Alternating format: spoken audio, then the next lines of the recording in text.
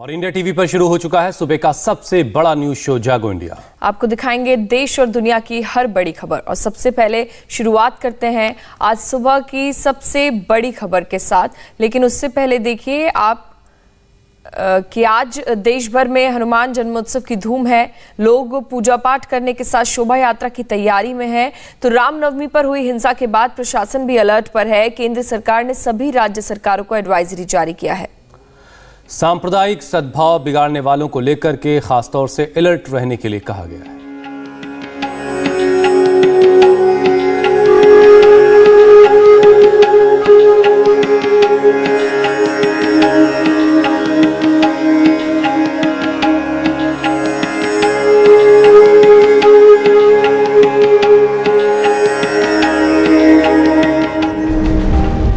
रामनवमी के मौके पर देश के कई हिस्सों में तनाव के बाद हनुमान जन्मोत्सव पर सांप्रदायिक सौहार्द बनाए रखने को लेकर केंद्र सरकार अलर्ट है, तो सबसे ज्यादा हिंसा प्रभावित बंगाल समेत सभी राज्य सतर्क हैं।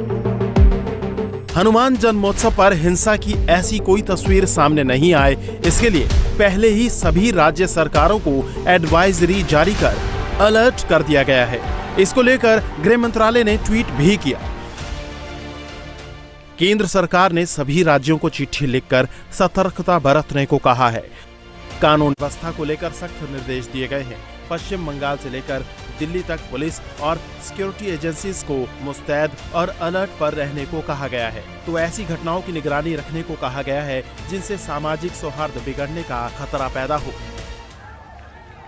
बंगाल के हावड़ा और हुगली में ही वारदातों के बाद पश्चिम बंगाल की सरकार विशेष अलर्ट पर है, क्योंकि यहां सीएम ममता बनर्जी ने पहले से ही हिंसा की आशंका जताई थी और रामनवमी के मौके पर बंगाल के कई हिस्सों में फैली नफरत की आग ने हनुमान जन्मोत्सव पर प्रशासन के हाथ पांव फुला दिए हैं। इधर कलकत्ता हाई कोर्ट ने उन इलाकों में हनुमान जयंती पर शोभा यात्राएं निकालने पर रोक लगा दी है जिन इलाकों में दफा 144 लागू है और जहां रामनवमी के दिन हिंसा हुई थी। हाई कोर्ट ने ममता बनर्जी की सरकार को जहां जरूरी हो वहां सेंट्रल फोर्सेस की तैनाती का आदेश भी दिया है। इसके बाद राज्य सरकार ने 3 इलाकों में सेंट्रल फोर्सेस की कंपनियां तैनात करने का फैसला लिया।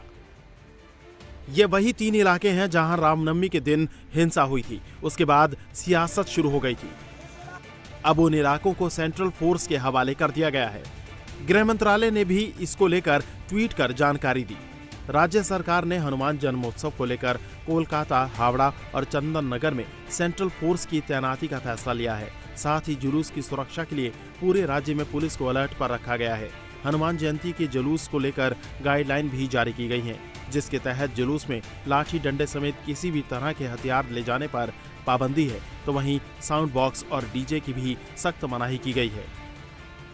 हाईकोर्ट के शांति बनाए रखने के निर्देश और केंद्र सरकार के अलर्ट के बाद सीएम ममता बनर्जी ने भी कहा कि बंगाल के लोग शांति से रहना चाहते हैं। लोग हनुमान जयंती मनाएं, लेकिन एक दूसरे की भावनाओं का ख्याल भी रखें।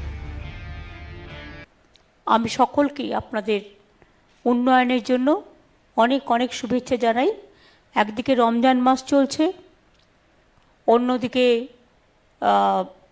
শুভ নববর্ষ আসছে।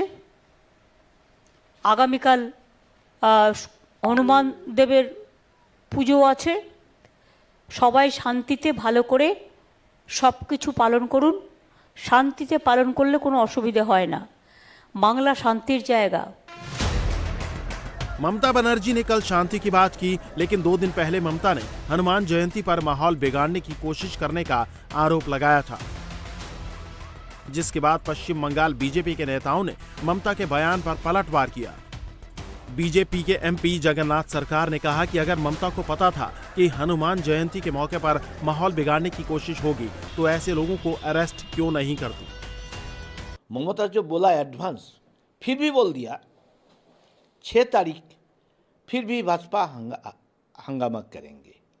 असली सच ये नहीं, उनका आदमी देश के खिलाफ जो आदमी है, जमाती इस्लामी के साथ जुड़ा हुआ है, रोहिंग्या के साथ जुड़ा हुआ, वो आदमी ये दंगा गड़बड़ी करेंगे। ये ममता के पास जानकारी है। पश्चिम बंगाल के साथ ही बिहार में भी खास अलर्ट है। खासकर बिहार शरीफ और सासाराम में विशेष सतर्कता बरती जा रही है। जहां 6 दिन पहले ही बवाल मचा था और लोग भाईचारे के दुश्मन हो गए थे। बंगाल और बिहार में खास सतर्कता है तो दिल्ली के जहांगीरपुरी में भी पुलिस अलर्ट पर है। यहां पिछले साल हनुमान जयंती के मौके पर हिंसा भड़की थी, जिसके कारण दिल्ली पुलिस ने पहले तो यहां शोभा यात्रा पर रोक लगा दी थी, लेकिन बुधवार को बीएचपी ने दिल्ली पुलिस से यात्रा की इजाजत मांगी थी, जिसके बाद दिल्ली पुलिस ने शोभा यात्रा की इजाजत दे दी।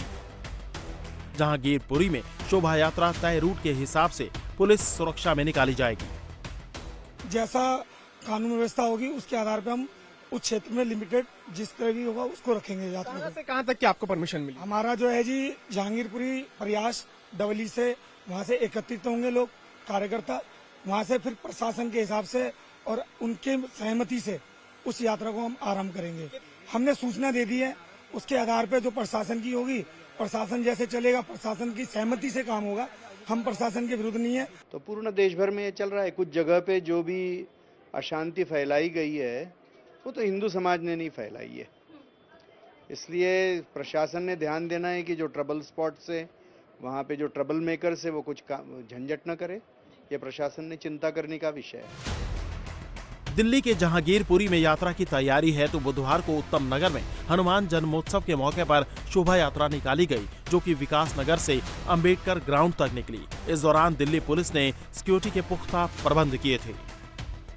दिल्ली पुलिस ने बुधवार को जहांगीरपुरी इलाके में भी फ्लैग मार्च किया और पुख्ता सुरक्षा के दावे किए। इसके अलावा नॉर्थ वेस्ट डिस्ट्रिक्ट में जितनी भी शोभा यात्रा निकलेंगी उन सभी को तय रूट पर ही यात्रा निकालने की अनुमति पुलिस ने दे दी है।